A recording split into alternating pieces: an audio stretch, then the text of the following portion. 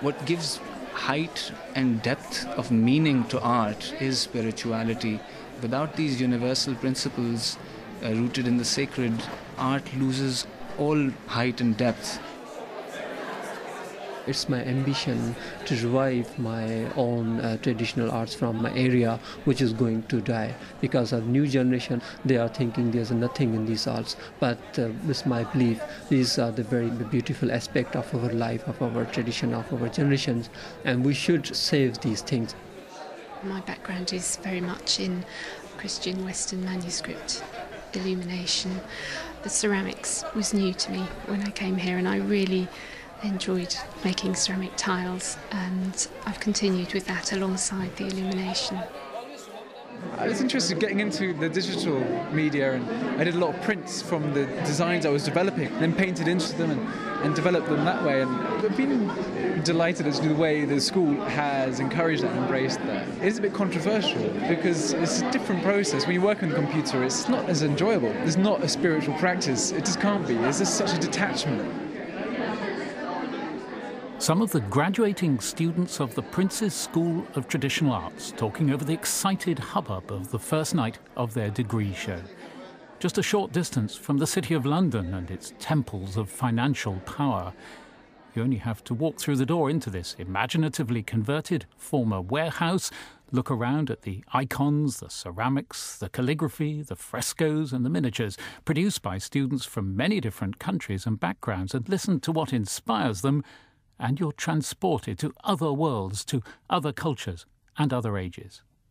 Down the centuries, the source of inspiration for so much of this global endeavour by artists and craftsmen and women has been and continues to be the recognition and worship of the divine, as we'll be exploring in this and next week's programmes on the art of faith.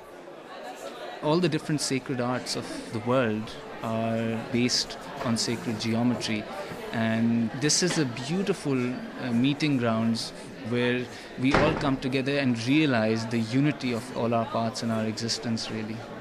Everybody thinks being original is something new, but for us in this school, being original is going back to the origin. In his classic work, The Story of Art, E.H. Gombrich says the modern notion that an artist must be original was by no means shared by most peoples of the past. An Egyptian, a Chinese or a Byzantine master would have been greatly puzzled by such a demand. Nor would a medieval artist of Western Europe have understood why he should invent new ways of planning a church or representing the sacred story when the old ways had served their purpose well. But now the traditional skills that have been used to depict the sacred to such awe-inspiring effect over the centuries are dying out. That's why the Prince's School of Traditional Arts was founded by the Prince of Wales in 2004. It offers practicing artists the opportunity to undertake research at the highest level, and its courses combine the teaching of the practical skills of the traditional arts and crafts with an understanding of the philosophy inherent within them. The director is Dr. Khalid Azam, an architect by profession and Egyptian by birth. When I went to meet him at the school, he told me that from the starting point of a particular interest in Islamic and Arabic architecture, he began recognizing patterns that are true in all traditions. The idea of how, through the language of symbolism, an architectural language can convey a higher reality, it had a big impression on my mind.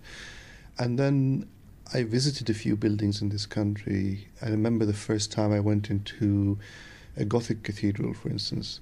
This idea of a wholeness of an architecture that transcends its physical reality as well. All these traditions have very, very significant but very universal messages. A young Egyptian Arab architect, how do I respond so directly and spontaneously to this architecture? And I realized that the message was very much the same. It was a different language, a different form, but the message was very, very much the same. It was what I understood later on in my life to be the manifestation of a universal order through a certain artistic language. And that order simply is what we see around us in nature, maybe not manifest, but is the underlying structure of what nature is about. And then I understood that traditional architecture or sacred architecture is what brings through that order to the surface. And I became more and more interested in geometry and to understand the language of geometry.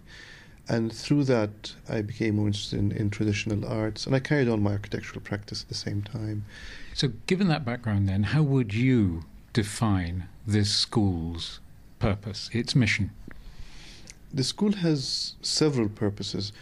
We always start from the highest or the most elevated purpose, which is to explain or to make manifest the common heritage of the message that comes to mankind and inspires civilizations throughout time. Again, I would refer to this term, the natural order of being. No human being from the creation of time can exist outside this natural order.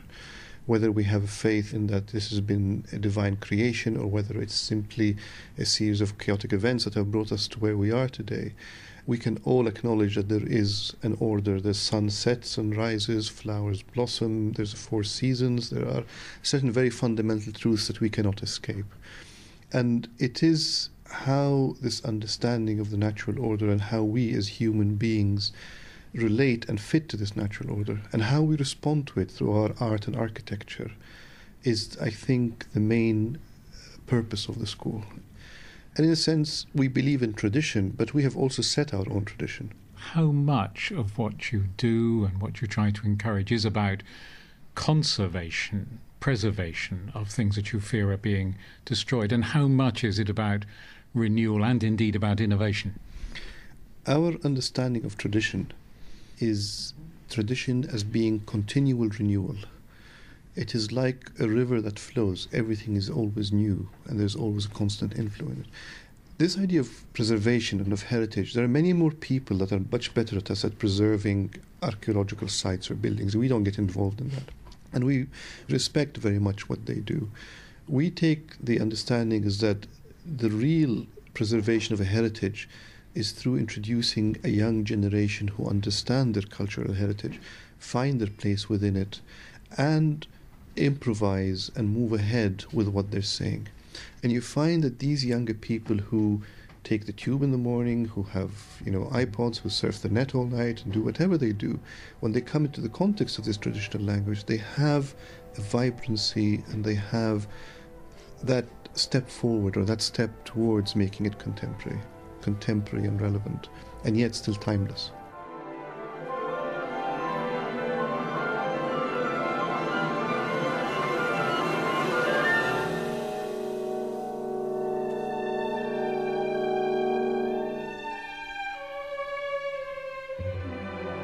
Reuben from John McCabe's composition The Chagall Windows, a work inspired by the stained glass windows designed by Marc Chagall for the synagogue of the University Medical Center in Jerusalem, depicting the 12 tribes of Israel.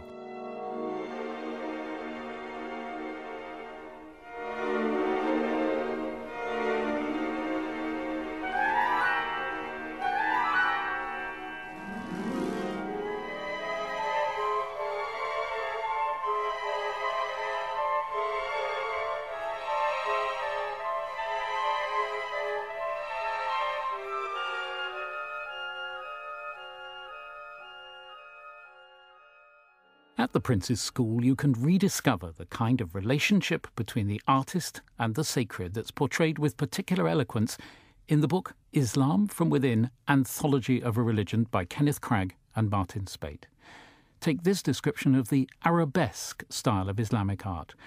Arabesque, the authors write, delights in endless lines of foliage or branching trees and interlacing leaves of curving forms and geometric roses growing perpetually out of each other. It's an artistic form that repudiates individuation. The line runs through every part. The centre is in all, in such sense that none can claim it. Scenic elements of air, water, light and space itself are harmonised into unity. Among the graduating students at the Prince's School is Waleed Zaman from Pakistan. He spent hours preparing his paper using traditional techniques. My name is Waleed, and I'm a second-year master's student at the Prince's School of Traditional Art. And for one of my pieces, I'm burnishing this paper that I have first tea-stained and I've tea stained it because tea gives a beautiful hue, very earthy, but at the same time it's like the sun shining on the earth. So I've tea stained it, and then I've sized the paper with traditional Turkish wheat starch. And then once you've sized it, you can take a seashell or you can take agate and you can burnish it, and eventually it'll start shining like a mirror. And it's very metaphoric of clearing the rust of a mirror, which is very metaphoric of, cleansing the soul. This particular work is inspired by 2 visits made with his wife to the city of Multan, renowned for its glaring sun, its holy saints, and its exquisite architecture. Multan is known as Madinat al-Awliya, the city of saints. And legend has it that there's not a single square inch of Multan that doesn't have a saint buried under it. And there are countless amounts of mausolea of saints, which are most beautifully geometrically designed and adorned with the most beautiful Multani glazed tile work. And the harmony of the buildings as well as the harmony and proportion of the adornments gives a very fulfilling experience. The reason why one feels such a unity of experience and feels so much harmony is because all the designing of these buildings and the adornments of the facades are rooted in sacred geometry. And while I was there in Multan, I saw that all of the adorned archways that led into the realm of the sanctuary would always have 6-fold patterns on them, 6-sided stars surrounded by other tessellated shapes and, different variations of this pattern. And that's very much symbolic of the universal man. And in the Islamic tradition, that is not only symbolic of all the prophets, including the Prophet Muhammad, peace be upon him. Essentially, the saint is the best temporal representative of all the prophets because he or she embodies and radiates not only the highest level of virtue, but is one who is in union with the divine reality. And when you go to these mausolea, you really feel that sanctity.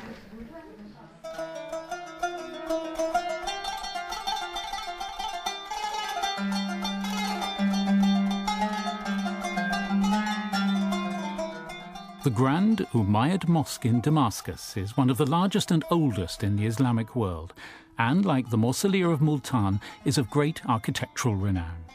It contains fragments of mosaic art thought to have been destroyed in a fire in the 19th century. Some have since been restored. While there are conservative strands in Islam opposed to music, the Grand Umayyad Mosque regularly hosts musicians from the Sufi tradition that embraces the use of music in worship. From the album Sufi Songs of Damascus, this is Al-Salam Al-Rabi, performed by the distinguished singer Hamza Shakur and the Al-Kindi Ensemble, and they regularly perform together at the Grand Umayyad Mosque.